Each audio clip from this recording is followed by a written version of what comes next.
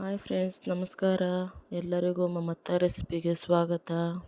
ನಾನಿವತ್ತು ತುಂಬ ಸಿಂಪಲ್ಲಾಗಿ ಟೊಮೆಟೊ ಬಾತ್ ಮಾಡೋಣ ಅಂತ ಅಂದ್ಕೊಂಡಿದ್ದೀನಿ. ತುಂಬ ರುಚಿಯಾಗಿರುತ್ತೆ ಮತ್ತು ಇದು ಸಿಂಪಲ್ಲಾಗಿ ಮನೆಯಲ್ಲಿರೋ ಇಂಗ್ರೀಡಿಯೆಂಟ್ಸ್ನಲ್ಲೇ ಬಳಸ್ಕೊಂಡು ಮಾಡೋದು. ಇದಕ್ಕೆ ಬೇಕಾಗಿರೋ ಇಂಗ್ರೀಡಿಯೆಂಟ್ಸ್ ನೋಡೋಣ. ನಾನಿಲ್ಲಿ ಅರ್ಧ ಕೆಜಿ ಆಗುವಷ್ಟು ಅಕ್ಕಿ ನೆನೆಸಿಟ್ಕೊಂಡಿದ್ದೀನಿ.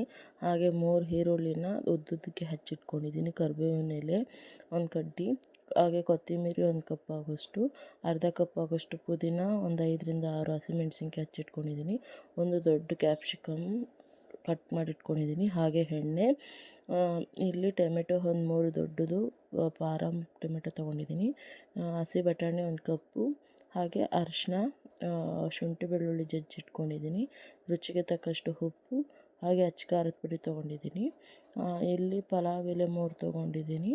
ಹಾಗೆ 2 ಏಲಕ್ಕಿ, ಒಂದು 5ರಿಂದ 6 ಲವಂಗ, 2 ಇಂಚಷ್ಟು ಚಕ್ಕೆ ತೊಗೊಂಡಿದ್ದೀನಿ. ಹೇಗೆ ಮಾಡೋದು ಅಂತ ನೋಡೋಣ. ಕುಕ್ಕರ್ ಇಟ್ಟು ಬಿಸಿ ಆದಮೇಲೆ ತುಪ್ಪ 2 ಚಮಚ ಹಾಕಿ, ಹಾಗೆ ಎಣ್ಣೆ ಒಂದು 2 ಚಮಚ ಹಾಕ್ಕೊತಾ ಇದ್ದೀನಿ. ಅದಕ್ಕೆ ಎಣ್ಣೆ ಕಾದಾದಮೇಲೆ ಪಲಾವ್ ಎಲೆ, ಹಾಗೆ ಲವಂಗ, ಚಕ್ಕೆ, ಏಲಕ್ಕಿ ತೊಗೊಂಡಿದ್ನಲ್ಲ ಅದನ್ನು ಹಾಕಿ ರೋಸ್ಟ್ ಮಾಡಿಕೊಂಡು, ಅದಾದಮೇಲೆ ಜಜ್ಜಿದ್ದ ಬೆಳ್ಳುಳ್ಳಿ ಹಾಗೂ ಶುಂಠಿ ಹಾಕಿ ಅದನ್ನು ಫ್ರೈ ಮಾಡಿಕೊಂಡು, ಹಾಗೆ ಈರುಳ್ಳಿ ಹಾಕ್ಕೊಂಡು ಮಿಕ್ಸ್ ಮಾಡ್ಕೊತಾ ಇದ್ದೀನಿ. ಈರುಳ್ಳಿ ಆಗಿ ಮೆಣಸಿನ್ಕಾಯಿ ಹಚ್ಚಿಟ್ಕೊಂಡಿರೋ ಮೆಣಸಿನ್ಕಾಯಿ ಹಾಕ್ಕೊಂಡು ಮಿಕ್ಸ್ ಮಾಡ್ಕೊತಾ ಇದ್ದೀನಿ. ನಿಮಗೆ ಹಸಿಮೆಣ್ಸಿನ್ಕಾಯಿ ಬೇಡ ಅಂದರೆ ಸ್ಕಿಪ್ ಮಾಡ್ಕೋಬಹುದು, ಹಾಕಿದ್ರೆ ಚೆನ್ನಾಗಿರುತ್ತೆ. ಹಾಗೆ ಹಸಿ ಬಟಾಣಿ ಹಾಕ್ಕೊಂಡು ಮಿಕ್ಸ್ ಮಾಡ್ಕೊತಾ ಇದ್ದೀನಿ. ಅಥವಾ ನೀವು ನೆನೆಸಿರೋ ಬಟಾಣಿ ಬೇಕು ಹಾಕ್ಕೊತಾ ಇದ್ದೀನಿ ಅಂದರೆ ನೀವು ಪಲಾವ್ ಎಲೆ ಹಾಕಿ ಮಿಕ್ಸ್ ಮಾಡಿಕೊಂಡ್ರೆ ಅದು ಚೆನ್ನಾಗಿ ಬೇಯುತ್ತೆ. ಅದಕ್ಕೆ ಸಪ್ರೇಟಾಗಿ ನೆನೆಸಿ ಬೇಯಿಸೋ ಅವಶ್ಯಕತೆ ಇಲ್ಲ. ಹಾಗೆ 3 ಟೊಮೆಟೊ ಹಚ್ಚಿಟ್ಕೊಂಡಿದ್ವಲ್ಲ ಹಣ್ಣಾಗಿರೋಂಥದ್ದು, ಹಾಗೆ ಅದನ್ನು ಹಾಕಿ ಮಿಕ್ಸ್ ಮಾಡ್ಕೊತಾ ಇದ್ದೀನಿ. ನಾನಿಲ್ಲಿ ಒಂದು ಕ್ಯಾಪ್ಸಿಕಮ್ ತೊಗೊಂಡಿದ್ದೆ, ಅದನ್ನು ಹಾಕ್ಕೊಂಡು ಮಿಕ್ಸ್ ಮಾಡ್ಕೊತಾ ಇದ್ದೀನಿ. ನಿಮಗೇನಾದರೂ ನಿಮ್ಮ ಹತ್ರ ಕ್ಯಾಪ್ಸಿಕಮ್ ಇಲ್ಲ ಅಥವಾ ನಿಮಗೆ ಕ್ಯಾಪ್ಸಿಕಮ್ ಇಷ್ಟ ಆಗಲ್ಲ ಅನ್ನೋರು ಸ್ಕಿಪ್ ಮಾಡ್ಕೋಬಹುದು, ಅದು ನಿಮ್ಗೆ ಆಪ್ಷನಲ್ಲು. ಇಲ್ಲಿ ಟೊಮೆಟೊ ಹಾಕ್ಕೊಂಡು ಚೆನ್ನಾಗಿ ಮಿಕ್ಸ್ ಮಾಡ್ಕೊತಾ ಇದ್ದೀನಿ. ಇದು ಚೆನ್ನಾಗಿ ಫ್ರೈ ಆಗಲಿ. ಮತ್ತು ಈಗಲೂ ಉಪ್ಪು ಹಾಕೋಕೆ ಹೋಗಬೇಡಿ, ಉಪ್ಪು ಹಾಕಿದ್ರೆ ನೀರು ಬಿಟ್ಕೊಂಡ್ಬಿಡುತ್ತೆ. ಈಗ ಅರಿಶಿನ ಹಾಕಿ, ಚಿಲ್ಲಿ ಪೌಡರ್ ನಾನು ಮನೆಯಲ್ಲೇ ಮಾಡಿರೋ ಖಾರದ ಪುಡಿ ಹಾಕ್ಕೊಂಡು ತೊಗೊಂಡಿದ್ದೀನಿ. ನಿಮಗೆ ಫುಲ್ ಕಲರ್ ಬೇಕು ಅಂದರೆ MTR ಚಿಲ್ಲಿ ಪೌಡರ್ನ ಯೂಸ್ ಮಾಡಬಹುದು. ಇದನ್ನು ನಾನೀಗ ಚೆನ್ನಾಗಿ ಮಿಕ್ಸ್ ಮಾಡ್ಕೊತಾ ಇದ್ದೀನಿ. ಚೆನ್ನಾಗಿ ಮಿಕ್ಸ್ ಮಾಡ್ಕೊಬೇಕು. ಚೆನ್ನಾಗಿ ಮಿಕ್ಸ್ ಮಾಡಿಕೊಂಡು ನೋಡಿ ಎಷ್ಟು ಸಾಫ್ಟಾಗಿದೆ. ಚೆನ್ನಾಗೆಲ್ಲ ಮಿಕ್ಸ್ ಆಗಿ ಸಾಫ್ಟಾಗಿ ಆದಮೇಲೆ ಇದಕ್ಕೆ ನಾನಿಲ್ಲಿ ಆಗಲೇ ತೊಗೊಂಡಿಟ್ಕೊಂಡಿದ್ವಲ್ಲ ಪುದೀನ, ಕೊತ್ತಂಬರಿನ ಹಾಕ್ಕೊತೀನಿ. ನೋಡ್ತಾ ಇರ್ಬೋದು, ಸೇಮ್ ಗೊಜ್ಜು ಥರನೇ ಕಾಣ್ತಾ ಇದೆ. ಚೆನ್ನಾಗಿ ಸಾಫ್ಟಾಗಿ ಬೆಂದಿದೆ. ಈಗ ಹಾಕ್ಕೊಳ್ಳಿ. ಪುದೀನ 1 ಕಪ್ ಆಗೋಷ್ಟು, ಹಾಗೆ ಕೊತ್ತಂಬರಿ 1 ಕಪ್ ಆಗೋಷ್ಟು ಹಾಕ್ಕೊಂಡು ಚೆನ್ನಾಗಿ ಮಿಕ್ಸ್ ಮಾಡ್ಕೊಳ್ಳಿ. ಒಂದು ಮಿಕ್ಸ್ ಕೊಡಿ. ಎಲ್ಲ ಚೆನ್ನಾಗಿ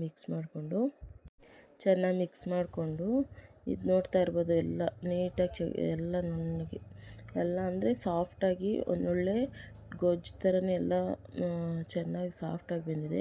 ನಾನಿಲ್ಲಿ ಈ ಗ್ಲಾಸಲ್ಲಿ 2 ಲೋಟ ಆಗೋಷ್ಟು ಅಕ್ಕಿ ತೊಗೊಂಡು ನೆನೆಸಿಟ್ಕೊಂಡಿದ್ದೀನಿ. ಅದಕ್ಕೆ 1 ಗ್ಲಾಸ್ ಅಕ್ಕಿಗೆ 2 ಗ್ಲಾಸ್ ನೀರು ಹಾಕ್ಕೋಬೇಕು. ನಾನಿಲ್ಲಿ 2 ಗ್ಲಾಸ್ ಅಕ್ಕಿ ತೊಗೊಂಡಿದ್ರಿಂದ 4 ಗ್ಲಾಸ್ ನೀರು ಹಾಕ್ಕೊತಾ ಇದ್ದೀನಿ. ನೀರು ಹಾಕ್ಕೊಂಡು ಅದಕ್ಕೆ ರುಚಿಗೆ ತಕ್ಕಷ್ಟು ಉಪ್ಪು ಹಾಕ್ಕೊಬೇಕು.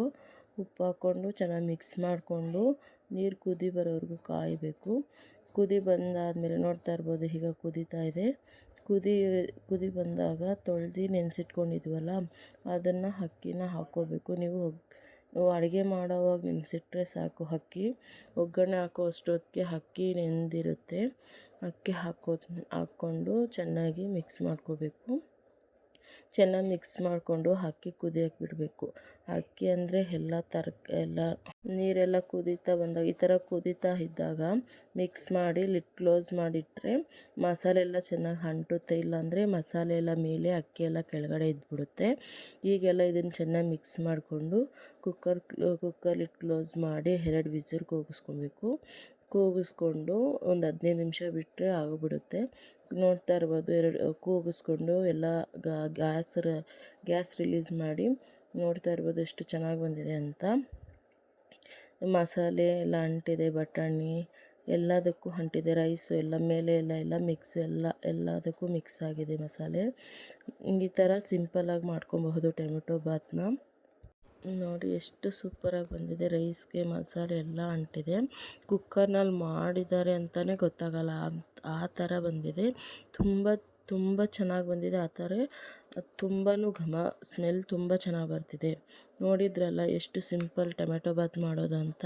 ಇದ್ರ ಜೊತೆಗೆ ಮಸಾಲೆ, ಮೊಸರಿನ ಪಚ್ಚಡಿ ಅಥವಾ ಚಟ್ನಿ ಎಲ್ಲದಕ್ಕೂ ಕಾಂಬಿನೇಷನ್ ತುಂಬ ಚೆನ್ನಾಗಿರುತ್ತೆ. ಹಾಗಿದ್ರೆ ಈ ರೆಸಿಪಿನ ನೀವು ಮನೆಯಲ್ಲಿ ಟ್ರೈ ಮಾಡಿ. ಹೇಗಿದೆ ಅಂತ ಕಮೆಂಟ್ ಮಾಡಿ, ಲೈಕ್ ಮಾಡಿ, ಶೇರ್ ಮಾಡಿ, ಸಬ್ಸ್ಕ್ರೈಬ್ ಮಾಡ್ಕೊಳ್ಳಿ ಫ್ರೆಂಡ್ಸ್. Please support me.